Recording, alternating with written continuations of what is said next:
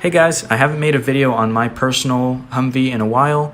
If you don't remember, my Humvee is a 2006 M1165. It is the turbo truck. In the last video I had on this truck, we actually got it running, and it was blowing a lot of white smoke out of the exhaust pipe. All of the symptoms kind of led me to believe that the cylinder head gasket was bad, so my initial plan was to just take apart the whole engine and go ahead and replace the cylinder head gaskets and fix anything that needed to be fixed. But diving into this, we actually found out that we had a little bit more problems than I initially thought. So you guys will see that towards the end of this video. Beginning of this video, we're just tearing everything down on the engine. Starting this teardown, I'm taking all the accessories off this engine. Pretty much every single thing needs to come off to take these cylinder heads off, otherwise they'll be in the way.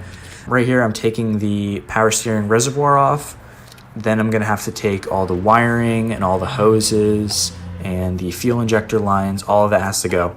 Just previously, I took the accessories off the front of the engine, like the water pump, the alternator or generator, the AC compressor, all that stuff on the front, and I also removed the radiator stack. Might be a good idea when you're removing all the wiring or just unplugging things to put a little label on each wire just so you know exactly where it goes to. But working with these Humvees or most US military vehicles in general, they all have like these number tags on all the wires, so it's not super difficult to figure out where everything goes. You just match the numbers up, and anything that usually isn't numbered has a specific plug, so it's not like you could plug it into anything else. But if you would like, it might be helpful to label some of your wires. Here we're taking the turbo boost pipe off. This setup doesn't have an intercooler, so it's the pressure side of the turbo going directly into the intake.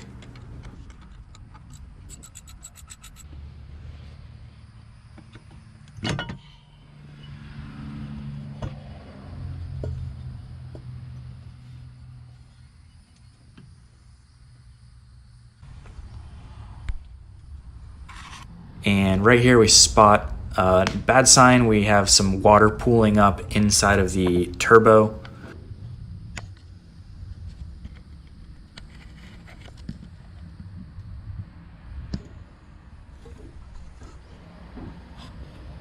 Next, we're going to start removing the intake plenum.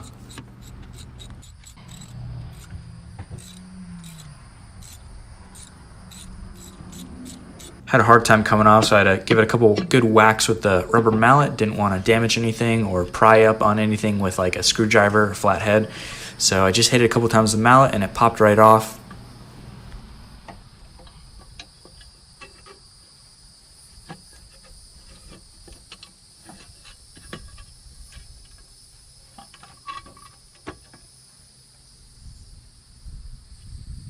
Definitely see that there's some rust buildup on the intake runners, which is obviously not a good sign. And then also you could see inside the actual intake ports of the cylinder head, there's quite a bit of rust in there. After I get the other intake plenum off, I'm going to start working on getting some of these injector lines.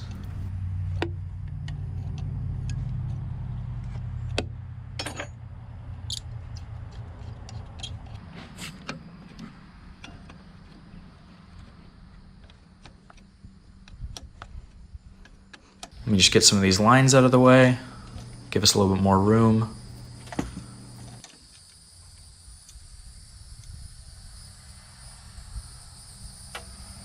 Now I'm taking off the turbo. This really doesn't have to come off if you're just removing the cylinder heads. Seeing I did find some water building up inside there, I just want to take it off and, you know, check it and service it if it needed it. Or you could even buy the new center sections for pretty cheap on eBay, I believe. So it was going to come off anyways. This turbo actually didn't feel too bad. The shaft didn't really have any like side to side or in and out play. That's usually how you could tell the health of a turbo. If it has a lot of in and out play on the shaft, is probably bad. But this one seemed okay. I don't know what happened to the footage of me taking the valve covers off, but I took the valve covers off and now I'm just labeling the actual rockers just so I know which one goes to which.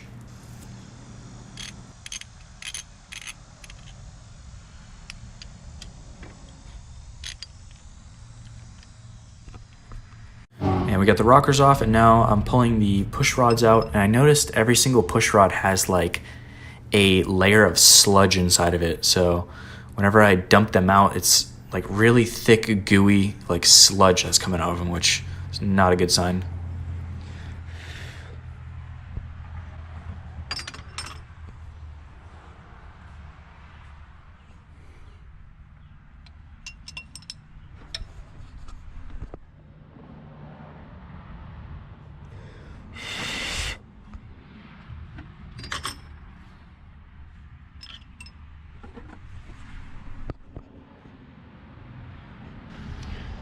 Alright, so this is one of the push rods for the valves.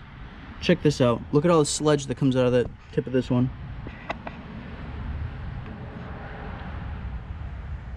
It's not even oil, it's just sludge.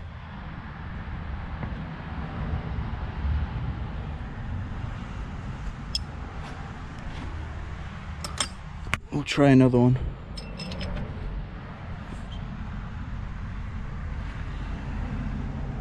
Now we're removing these cylinder head bolts.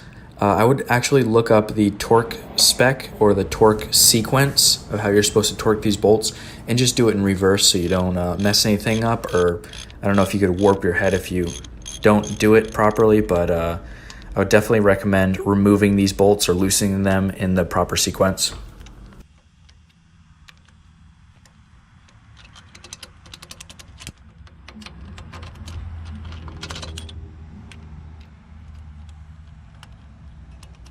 So we are finally down to just the block, and I did find, if you could see right there, there is a crack. I don't know if the GoPro can really see it. If not, I will include some photos in the video. But yeah, so both cylinder heads have cracks in them. And that usually is an issue caused by overheating. And then I just took off this side today, and looks like this front cylinder must have sucked up something hard. And so yeah, I think this engine might be a little bit toast, but then look at all this side-to-side play. I don't know if you can see it. So I pretty much have two options with this engine. One, I could go and have the engine sent to a machine shop, have them overbore the cylinders, get oversized pistons, new bearings. I would end up needing new cylinder heads, and then throwing this engine back together. Or I could look around for a used engine, a takeout from another Humvee. And thankfully, I actually had a friend that was about 2.5 hours away from me over in Tampa, Florida, and he had a really good condition 6.5 turbo that he was planning on putting in his truck.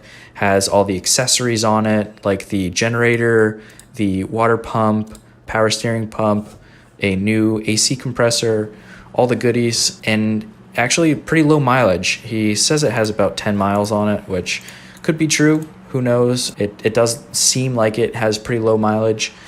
You end up selling it for $2,800, which I think is a really good deal for one of these engines, especially with all the accessories on it. And it was local too, so I don't have to pay for shipping. Kind of feel like having the other engines sent out to a machine shop, having to buy new pistons, new rings, bearings, all that stuff would end up costing more than $2,800 and be a much bigger pain in the ass than just swapping this one into there. So went ahead, and my buddy Kevin took me in his pickup truck, and we went and picked up this engine, and now it's sitting in my garage. So I guess this is going to be the engine we're going to be using, and I'm going to end up doing a couple modifications to the engine while it's out of the Humvee. It'll make it a little bit easier to work on. We're going to bulletproof this thing. We're going to make sure that this engine lasts and will be nice and reliable. And I've been doing a lot of research on how to make these engines reliable.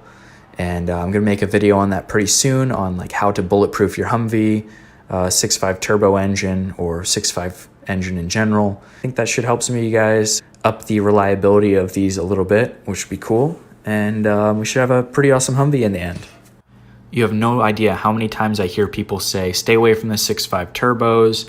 Don't get a 6.5 turbo Humvee. They're garbage. They're going to break down on you. There's so many more reliability issues. And honestly, I don't really believe that. I feel like these engines and the blocks especially and the cylinder head design, it could be actually more reliable. There's only one more moving part in these 6.5 turbo engines than a naturally aspirated 6.5, and that is the turbo compressor wheel. But even if that seizes up and fails, like, you're still going to be able to get home. You're going to be down on power. You're probably going to be blowing some black smoke out your exhaust, but it's going to get you home. The only other thing I could think of is these turbo engines, they do produce a little bit more heat than the old naturally aspirated 6.5s, but these blocks and the cylinder heads are actually redesigned by AM General after they took over production from GM. And they designed these new blocks. They're called optimizer blocks.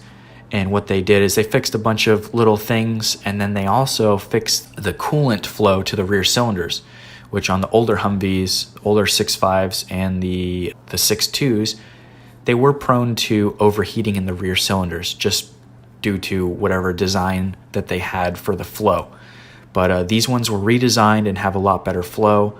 So I think if you just maintain them and you do a few upgrades, you could easily up the reliability of these engines, essentially like bulletproof them. I've seen people use that word before whenever they're like, upgrade their engines to a point where they're super reliable and they're not going to break. They call it like bulletproofing their engine. So I'm going to be making a video pretty soon of all this research and people I've talked to who have given me tips on how to essentially bulletproof these 6.5 turbo engines, or just 6.5 engines in general.